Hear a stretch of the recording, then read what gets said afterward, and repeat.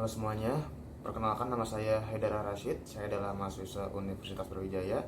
Pada video kali ini saya akan mengajak kalian untuk perpusnas tour dan menjelaskan apa saja yang saya lihat. Langsung ajak videonya, jangan di skip. Let's go.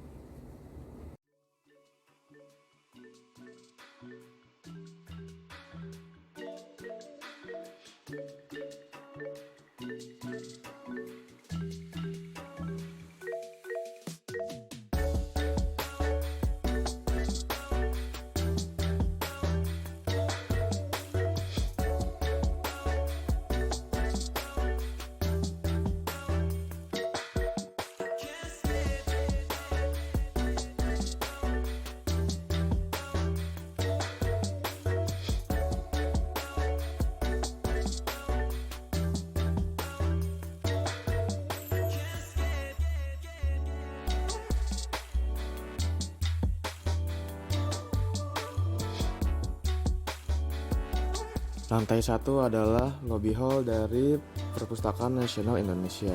Di sini terdapat biografi para presiden dari presiden pertama sampai presiden sekarang. Dari mulai Pak Soeharto sampai Pak Jokowi ada di lantai ini.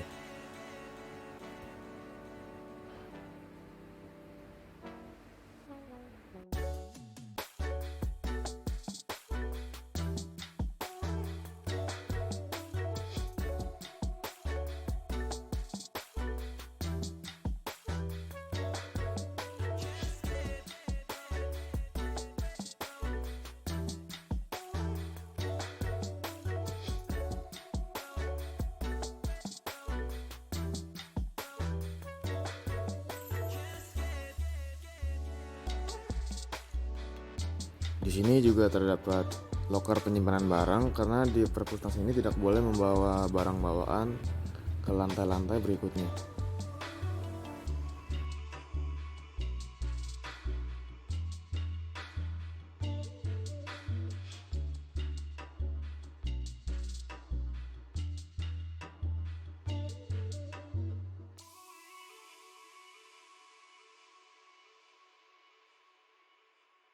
Lantai 2 adalah tempat pendaftaran keanggotaan baru. Kita bisa mendaftar keanggotaan di sini melalui komputer yang telah disediakan oleh Perpusnas.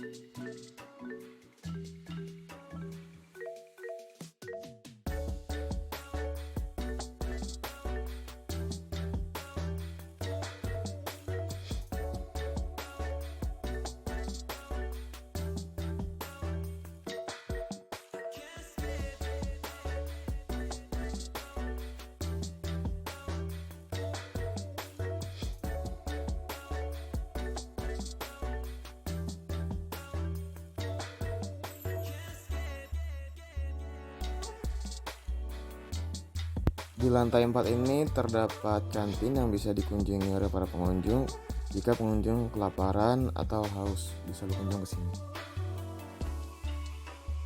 Selain itu terdapat juga pameran lukisan yang dilukis oleh para seniman-seniman terkenal.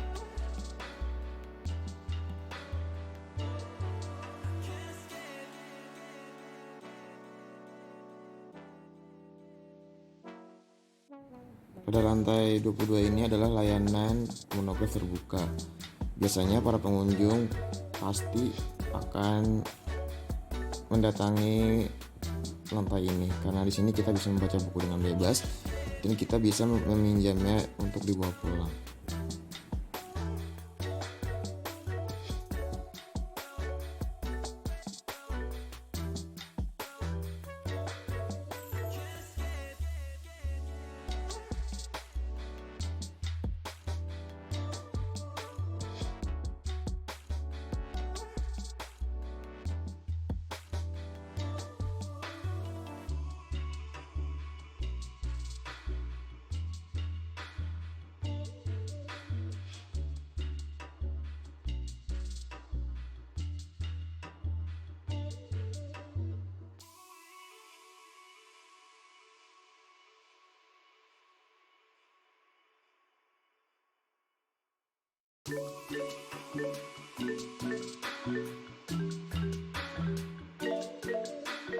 Di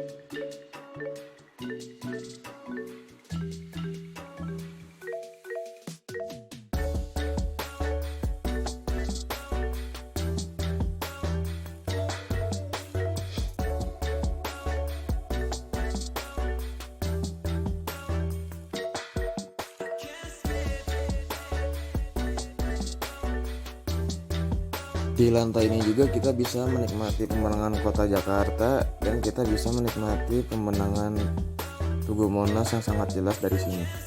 Keren banget bukan?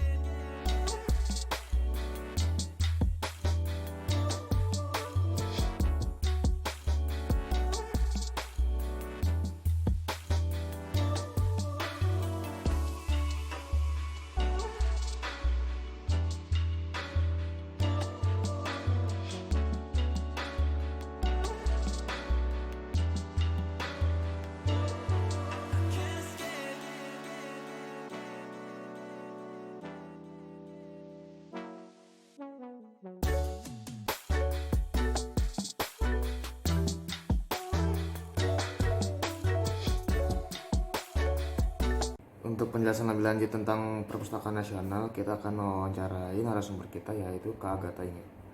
Let's go. Ya, halo Kak, selamat siang. Kami dari Ilmu Perpustakaan Universitas Brawijaya tahun 2020 ingin nanya-nanya nih Kak seputar Perpustakaan Nasional. Iya. Nah sebelumnya ini nih Kak, jelasin latar belakangnya kakak kayak gimana, terus di Perpustakaan Nasional tuh kerjanya ngapain sih gitu loh Kak. Jadi perkenalkan teman-teman, ini kita santai aja kan ya. Kayaknya palingan aku cuma beda beberapa tahun dari kalian aja. Jadi perkenalkan, nama aku Agatha Inge, biasanya dipanggilnya Inge. Jadi teman-teman di kampus dulu manggilnya Inge, terus ya teman-teman sekarang di kerjaan juga tetap panggilnya Inge gitu. Terus aku lulus dari Ilmu Perpustakaan VIA tahun 2019. Terus sekarang sedang CPNS di Perpusnas. Untuk selanjutnya, pertanyaan pertama, silahkan. Oke, mungkin aku langsung ke pertanyaan pertama aja ya Kak. Jadi sebenarnya kan tadi kakak bilang pelayanan yang ada di web sama yang di langsung di gedungnya itu kan nggak beda jauh ya. Jadi sebenarnya seperti apa sih pelayanan publik yang disediakan oleh Perpustakaan Nasional ini untuk masyarakat gitu Kak? Pelayanan publiknya yang ada di Perpustakaan Nasional. Jadi sejak 2020 akhir itu layanannya di sini itu ada banyak. Ini aku mau share screen, boleh ya?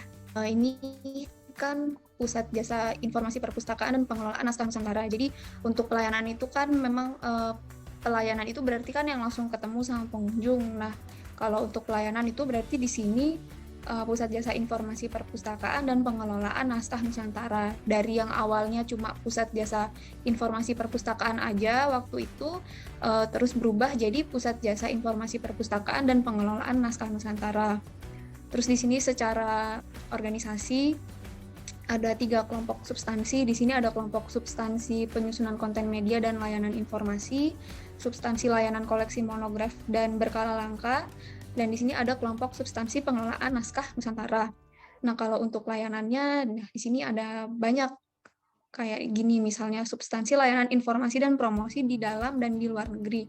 Layanan informasi ada pengaduan masyarakat. Nah, ini untuk yang pameran, promosi, terus pengaduan, terus juga untuk media sosial kayak kontennya medsosnya Perpusnas ini ada di bagian yang layanan informasi dan promosi di dalam dan luar negeri. Nah, terus kalau untuk keanggotaan, ini ruang lingkupnya yang monograf terbuka. Terus di sini ada layanan referensi monografi berkala mutakhir dan multimedia. Nah, ini yang banyak. Di sini itu baru ada yang multimedia, terus ini yang teater mini, studio musik. Nah, jadi Perpusnas itu sekarang punya teater mini dan studio musik. Nah, teater mini sama studio musiknya ini bisa digunakan sama pemustaka.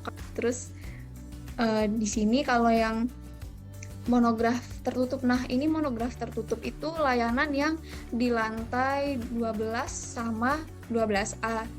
Jadi teman-teman cuma bisa akses kalau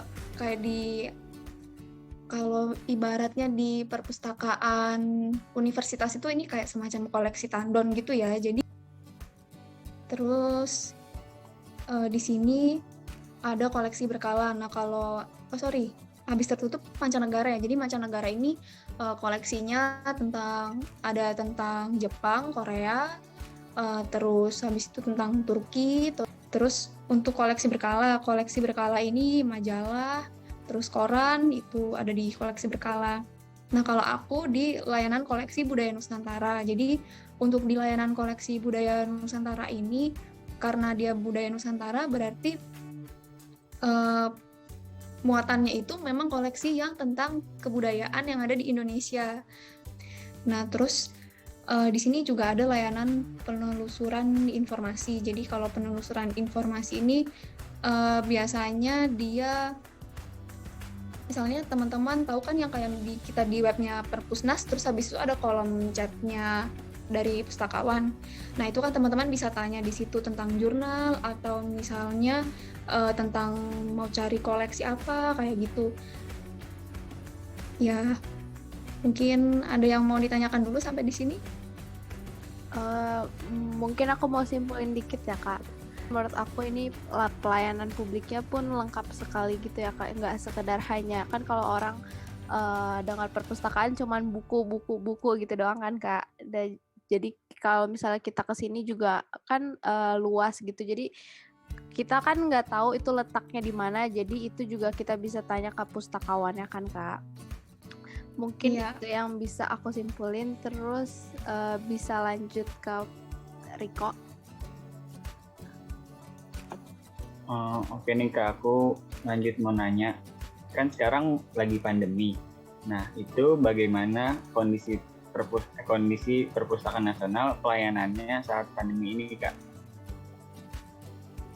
Jadi sejak setelah Idul Fitri, setelah Lebaran, mulai 2.000 orang. Jadi sekarang gedungnya udah dibuka untuk kapasitas 2.000 orang sehari.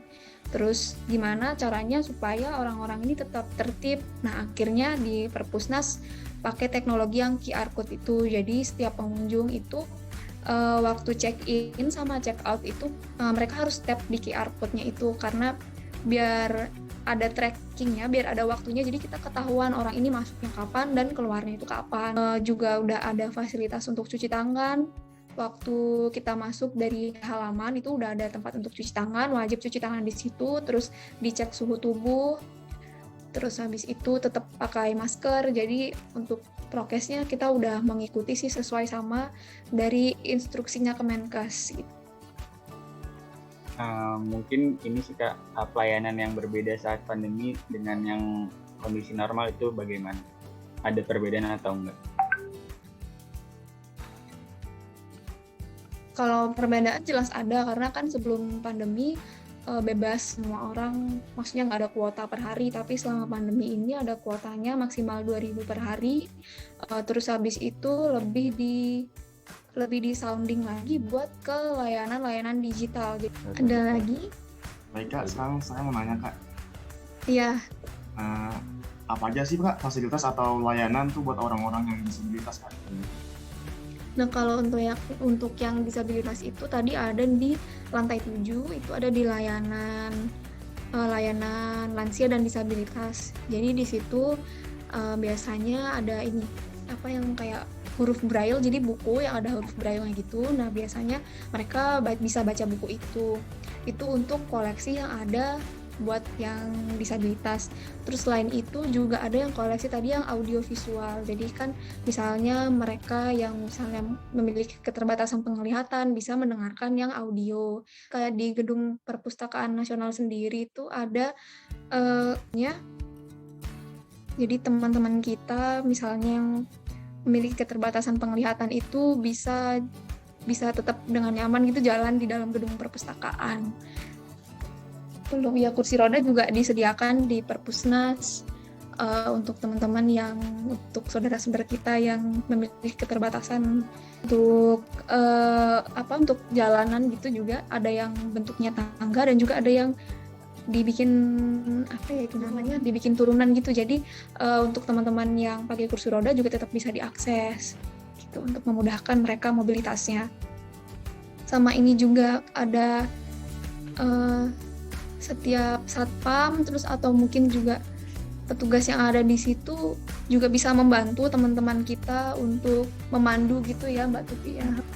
Oke, tadi penjelasan dari Kak Inga juga udah sangat lengkap dari awal pertanyaan tadi, jadi kita bingung mau nanya apa lagi. Itu pertanyaan-pertanyaan kita udah terjawab semua di pertanyaan yang pertama tadi. Sebelumnya makasih banyak Kak udah meluangkan waktu. Itu dia penjelasan mengenai Perpustakaan Nasional Indonesia. Terima kasih sudah menonton. Jangan lupa like, comment, dan subscribe. Tunggu video berikutnya ya. Dadah.